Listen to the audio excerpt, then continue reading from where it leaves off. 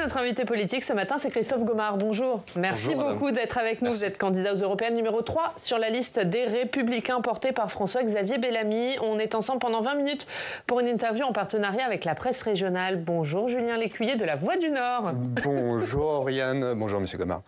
On va évidemment parler des élections européennes, Christophe Gomard, mais d'abord un mot sur l'actualité. Hier, Gabriel Attal était au journal de 20h après le dérapage du déficit public. Il a dévoilé ses premières pistes pour faire des économies. Pas d'augmentation d'impôts sur les classes moyennes, mais une nouvelle réforme de l'assurance chômage et une durée d'indemnisation qui devrait baisser. Vous soutenez ces pistes ? Il me semble qu'il est nécessaire, en effet, compte tenu de la dette abyssale, 3 200 milliards d'euros de dette, ce qui est absolument gigantesque, 1 000 milliards d'euros en 7 ans, pratiquement. Donc oui, il faut en effet réduire le train de vie de l'État et il faut bien trouver des pistes d'économie. Et là, ce sont les bonnes ? C'est un bon début. Mais de fait, la durée d'indemnisation, effectivement, doit sans doute être réduite. C'est la plus longue d'Europe. Donc je pense qu'effectivement la France doit nécessairement travailler sur son budget pour réduire le train de vie de l'État. Est-ce qu'il n'y a pas, encore une fois, la volonté du gouvernement de, je reprends les propos de certaines oppositions, de taper un peu plus sur un public déjà précaire dans une situation de l'emploi qui n'est pas forcément simple ? Vous avez raison. Maintenant, il faut bien trouver des pistes d'économie. Et je pense qu'il est nécessaire, au regard de la dette dont on vient de parler, de trouver des pistes d'économie. Et c'est sans doute l'une des pistes d'économie. Maintenant, en France, il y a du chômage, mais il y a des emplois qui ne trouvent pas de travailleurs. Donc je pense qu'effectivement, il y a peut-être moyen de retrouver pour ces gens qui sont sans travail, et ce qui est bien regrettable, alors que des tas d'entreprises cherchent des gens pour travailler chez eux. Est-ce que dans les pistes d'économie, il faut aussi s'attaquer aux dépenses sociales, selon vous, qui représentent une grande partie des dépenses ? Alors il me semble que le rôle d'un État, c'est de défendre d'abord le régalien. C'est-à-dire que si un État existe, c'est pour le régalien. Et je vais citer le général de Gaulle qui disait « mais la défense, c'est la première raison d'être de l'État. Il y serait manqué sans se détruire lui-même ». Et c'est ça où l'État, on attend d'un État, c'est d'abord le régalien qui fait la force, la puissance d'un État. Et bien sûr, sur le social, et la France, en cela, est un pays attirant bien justement pour cela, et nous avons la chance de vivre en France pour ce domaine-là. Maintenant, je pense qu'effectivement, il y a des économies à faire.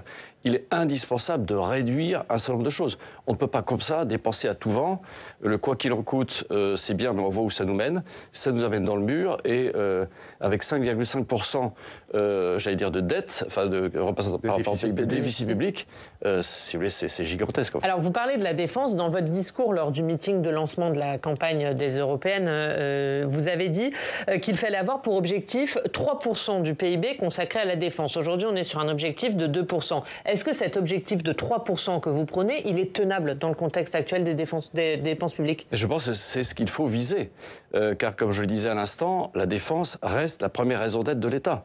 Et on voit bien avec la guerre qui est à nos portes, on voit bien avec les tensions qui sont dans l'Indo-Pacifique, on voit bien avec les crises et les guerres au Proche et Moyen-Orient, que le monde est dangereux. Et qu'un État fort, j'allais dire, quand on est fort, on est moins attaqué. Un État fort, j'allais dire, est respecté. Et je pense. Mais le budget de la défense, il va doubler d'ici 2030 par rapport à ce qu'il était à l'arrivée d'Emmanuel Macron. Pour vous, il faut aller encore plus loin. On peut aller encore plus loin financièrement parlant. Pour autant, je pense qu'il est nécessaire de le faire. En tout cas, il est nécessaire de prendre ces dotations. À la fin de la LPM, nous aurons moins de chars qu'aujourd'hui. À la fin de la LPM, nous aurons moins d'avions. La programmation militaire. La loi de programmation militaire. Et à la fin de la LPM, nous aurons moins de frégates que nous en avons aujourd'hui. Donc, on a beau doubler, on voit bien derrière. C'est lié à l'inflation, c'est lié effectivement au coût de ces matériels nouveaux qui sont beaucoup plus modernes et qui coûtent beaucoup plus cher, à la fois en termes de maintenance, mais à la fois en termes de fabrication. Donc oui, il est nécessaire en effet d'augmenter le budget de l'État. Donc d'aller encore plus loin que la loi de programmation militaire. Vous dites qu'il faut la revoir, il faut une loi de programmation militaire plus importante. On voit bien. On sera respecté quand on est fort. Et quand, vous connaissez cette phrase latine, si vis pacem para bellum, quand on veut la paix, on prépare la guerre. Et si on prépare la guerre, à ce moment-là, on n'a pas la guerre. Parce que justement, personne n'ose nous attaquer parce qu'on montre notre puissance et notre force. Votre famille politique, droite, les Républicains, n'a-t-elle pas une part de responsabilité ? On se souvient que durant le mandat de Nicolas Sarkozy, le budget de la défense a été réduit. Les chiffres, je crois que c'était de 38 milliards à 32. Vous n'avez pas anticipé à droite. L'époque était différente et aujourd'hui on voit bien quand même que Emmanuel Macron est au pouvoir depuis 12 ans. Il était lui-même ministre de l'économie. Pas encore il était lui-même ministre de l'économie. Il est président de la République depuis 7 ans. Donc ça fait 12 ans. Donc en 12 ans, on voit bien où on en est aujourd'hui. Avec une dette abyssale, avec une défense en effet qui n'a pas de stock de munitions. Et d'ailleurs ça pose un problème pour en livrer aux Ukrainiens. Avec un nombre de chars qui est en réduction, etc., etc. Donc on voit bien derrière la nécessité. Souvenons-nous que le général de Gaulle, au moment où il lance la dissuasion nucléaire, je crois, dépensait 6% du PIB pour sa défense. Et c'est absolument nécessaire. Enfin, je ne parle pas de revenir à 6%, évidemment. Déjà, revenir à 3% serait bien. Déjà, arriver à 2%, ce serait déjà pas mal. Parce qu'on s'est engagé déjà depuis quelques années et on n'y est toujours pas. En revanche, arriver à 3% me semble en effet nécessaire. Alors, sur la défense européenne, vous prenez une architecture de sécurité européenne. Vous, qu'est-ce que ça veut dire ? Alors, vous savez qu'en Europe, aujourd'hui, la France est intégrée au commandement de l'OTAN, mais ça fonctionne grâce aux Américains en particulier.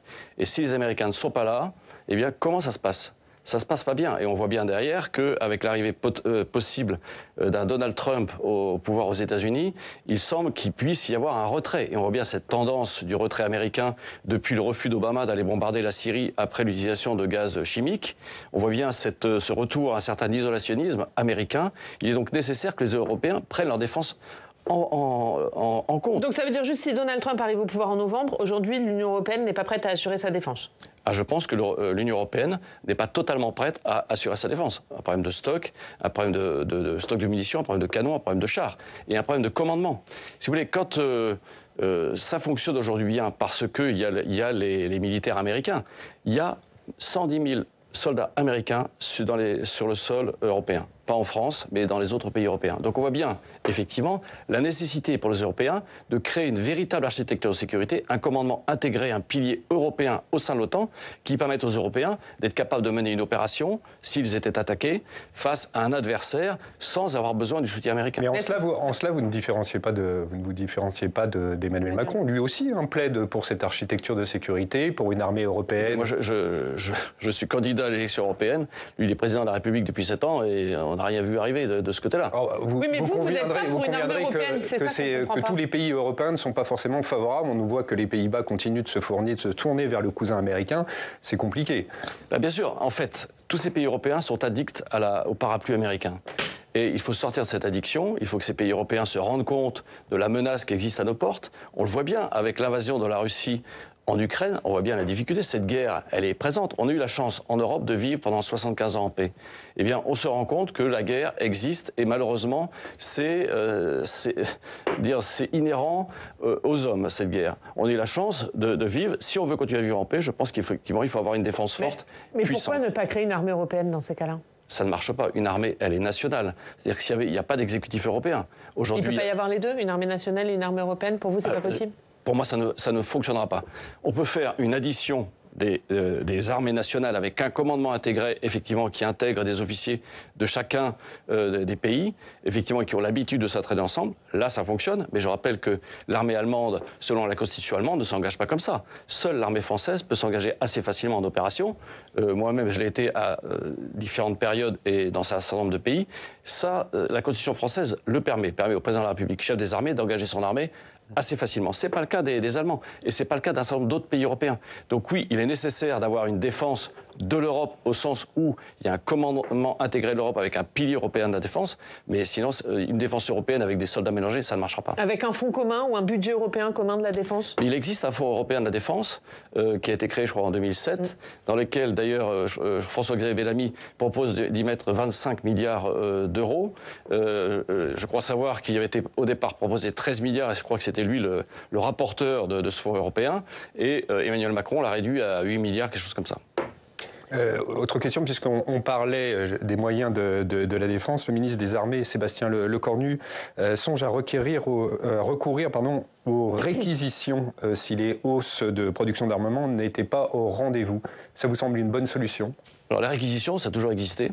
Je crois que c'est prévu dans le cadre de la LPM, justement. Tout à fait. Mais attendez, il faut d'abord des contrats. On peut réquisitionner, mais il faut des contrats. Le problème, c'est quoi? En fait, on a un problème de stock. Et pourquoi est-ce qu'on a un problème de stock? Parce que construire un obus, fabriquer un obus, c'est quelque chose de compliqué. On va acheter de la poudre. Ça prend du temps, on va acheter de la poudre en Australie, on va acheter de la cellulose en dehors de la France. Et ensuite, il faut constituer un obus. Le stock, je crois qu'on est capable aujourd'hui de fabriquer en France 20 000 obus par mois, sachant que les Ukrainiens en consomment 2 000 par jour. Donc en fait, en 10 jours, c'est épuisé. Par exemple, pour les missiles en défense solaire. Le missile Aster, par exemple, il est fabriqué entre la France et l'Italie. Donc que fait ce missile pour le fabriquer? Il y a un coup en France, il fait des allers-retours. Donc vous imaginez la perte de temps, la perte d'efficacité. Alors certes, on a la chance effectivement d'avoir une coopération franco-italienne et c'est très bien, mais je pense qu'il faut repenser tout ça. Comment est-ce qu'on recrée des stocks? Et c'est la vraie difficulté. Mais pour réquisitionner, encore faut-il avoir des contrats. Donc vous dites c'est de la com en fait. Les réquisitions, c'est de la com de Sébastien Lecornu. Oui, ça existait déjà.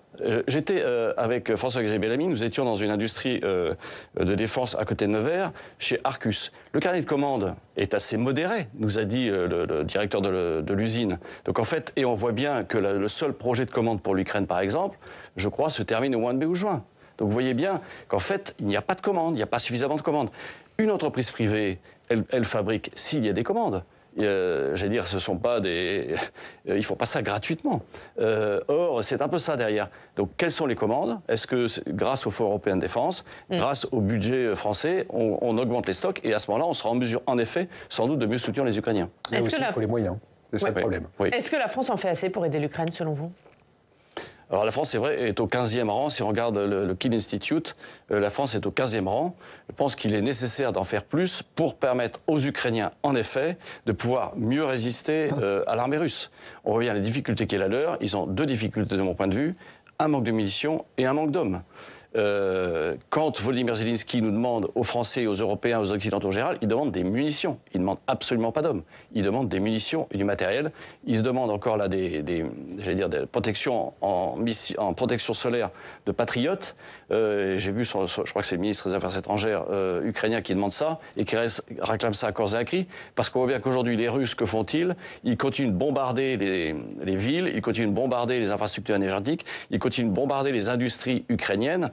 De façon, effectivement, à détruire, à tenter d'annihiler toute résistance ukrainienne. Vous qui avez un regard aiguisé sur la question militaire, est-ce que, à l'instar de l'exécutif, vous êtes inquiet de la situation en Ukraine et d'une possible victoire de la Russie? Alors, qu'est-ce qu'on appelle victoire? C'est-à-dire que beaucoup disent il ne faut pas la victoire de la Russie. C'est quoi la victoire de la Russie? C'est je garde les territoires déjà conquis et je finis de conquérir les oblasts que j'ai annexés. Oui, on peut être inquiet dans la mesure où, sur le plan terrestre, l'armée ukrainienne recule doucement, mais elle recule quand même, alors que sur le plan aérien, ils ont des victoires contre des avions russes, et sur le plan naval, en particulier en mer Noire, on voit bien les réussites et les succès qu'ont été les leurs. Oui. Le président de la République, il n'a pas fermé la porte à l'envoi de troupes au sol. Est-ce qu'il a eu raison de rien exclure pour vous? Alors, bien sûr, dans une guerre, il ne faut jamais rien exclure, mais on voit bien la division qu'il a créée au sein de l'Europe en disant ça. Et je le répète, Volodymyr Zelensky ne demande pas d'hommes, il demande des munitions et des moyens, des matériels. Oui, mais lui, il dit que c'est une dissuasion stratégique. C'est la bonne méthode ou pas? Vous savez, à la guerre, je pense qu'à la guerre, il faut garder l'effet de surprise. L'effet de surprise, c'est quoi? C'est que moins l'adversaire en sait, mieux c'est. Donc, moins on en dit, mieux c'est. Un dernier mot, Valérie Ayé, la candidate de la majorité présidentielle, est en Ukraine. Est-ce que vous envisagez, vous, de vous y rendre avec François-Xavier Bellamy? Écoutez, si ça peut être utile pour les Ukrainiens, pourquoi pas?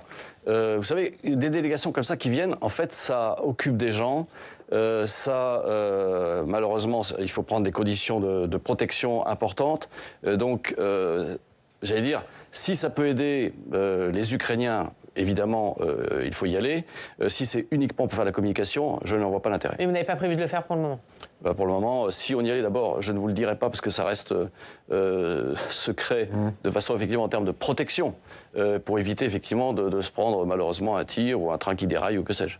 On parle du trafic de drogue, Julien ? Oui, vous étiez avec François-Xavier Bellamy ce mercredi en banlieue lyonnaise pour y parler lutte contre le trafic de drogue. C'est une réponse aux opérations Place Nette du gouvernement ?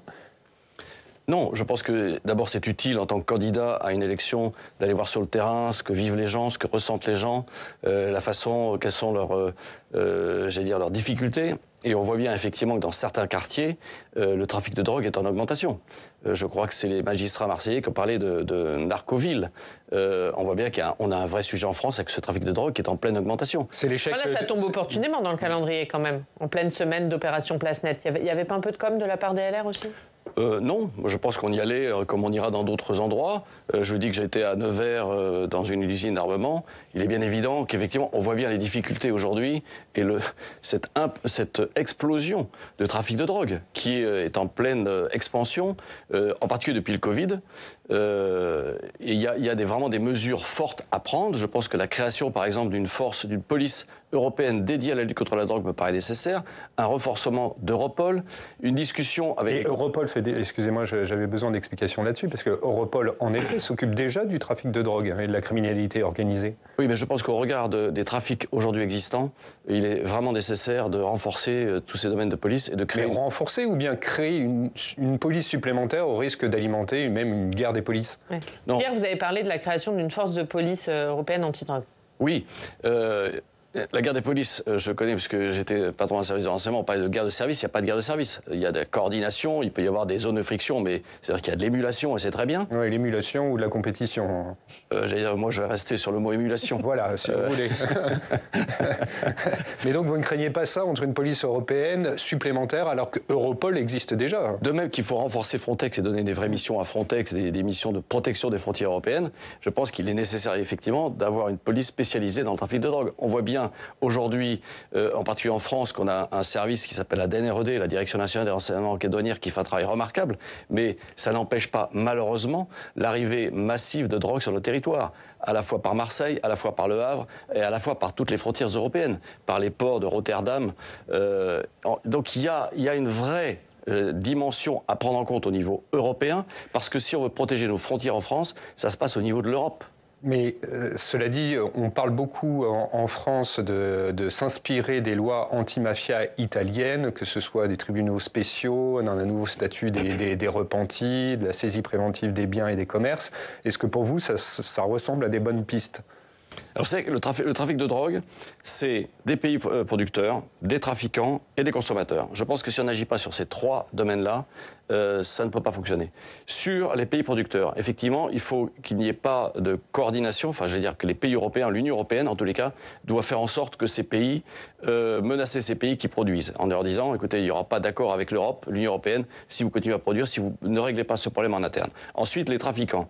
Les trafiquants, ils utilisent des compagnies maritimes, bien souvent. Il faut dialoguer avec ces compagnies maritimes, les sanctionner si jamais elles ne veulent pas coopérer en termes de lutte contre la drogue. Et puis les consommateurs, je pense qu'également, il y a un problème de sanctions. Ces sanctions, il faut sans doute les augmenter. Je ne sais pas quel est le tarif actuel, mais en tous les cas, il faut sans doute augmenter les sanctions pour limiter le nombre de consommateurs. Il y a déjà un changement, puisqu'on a mis en place l'amende forfaitaire délictuelle qui permet de tout de suite faire payer le consommateur quand il est saisi sur le vif. Ça, c'est très bien, mais je pense qu'il faut regarder effectivement les tarifs de façon à limiter. Si vous ne tapez pas dans l'argent, enfin dans la poche, c'est ce que nous ont dit d'ailleurs des mères de famille hier à Pierre-Bénite, qui nous ont dit directement, mais attendez, il faut frapper à la poche pour éviter ce genre de choses.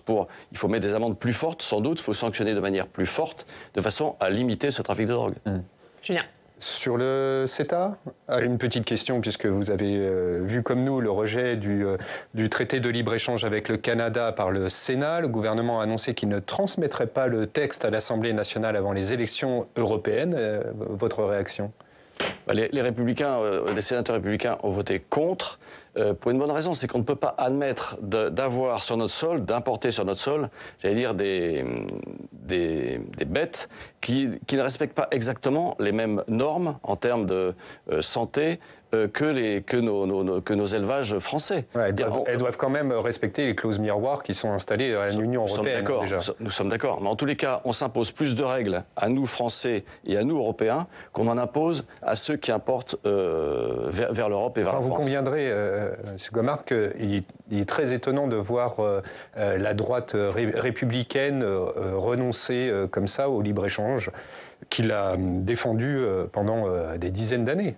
Je pense que le libre-échange est nécessaire, mais un libre-échange contrôlé, et il faut mettre des normes qui soient exactement les mêmes vis-à-vis de ceux qui vont exporter vers chez nous et que nous importons, les mêmes normes que ceux que nous appliquons à nos agriculteurs en particulier. Et sur le fait que ça n'a pas été transmis par le gouvernement à l'Assemblée nationale, vous dites quoi? Déni démocratique?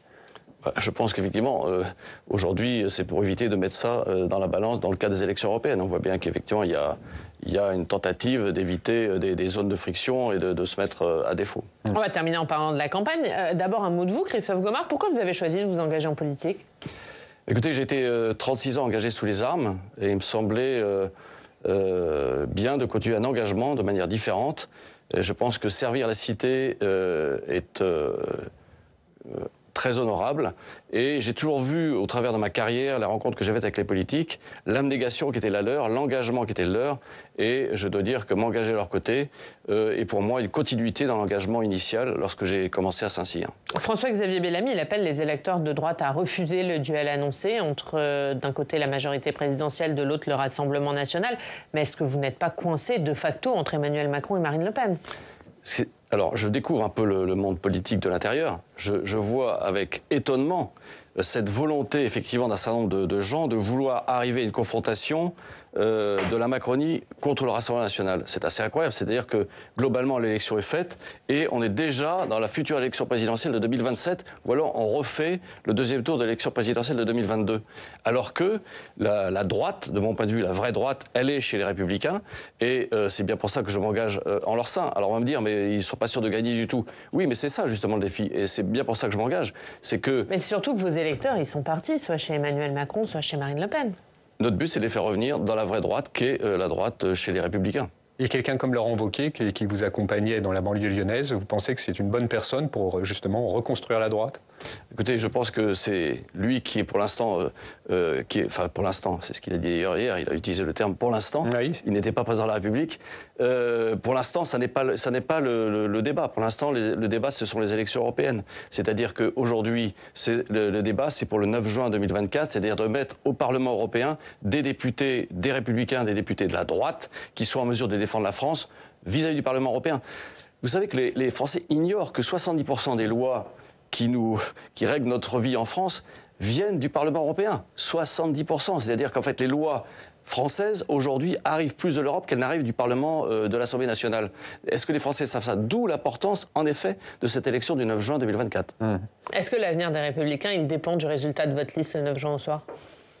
Alors l'avenir des Républicains, je ne pense pas, parce que compte tenu de l'implantation territoriale, du nombre de parlementaires, de sénateurs républicains et du nombre de députés républicains, il y en a encore beaucoup. Néanmoins, en effet, je pense que c'est bien pour ça que la droite se doit d'exister à travers des Républicains, et j'appelle tout le monde à voter, le maximum de gens à voter pour les Républicains. Merci Christophe Gomard, merci beaucoup d'avoir été avec nous, numéro 3 de la liste LR pour ces élections européennes. Julien, la une de La Voix du Nord? Sur les affections longue durée et les inquiétudes des malades sur une possible coupe budgétaire les concernant.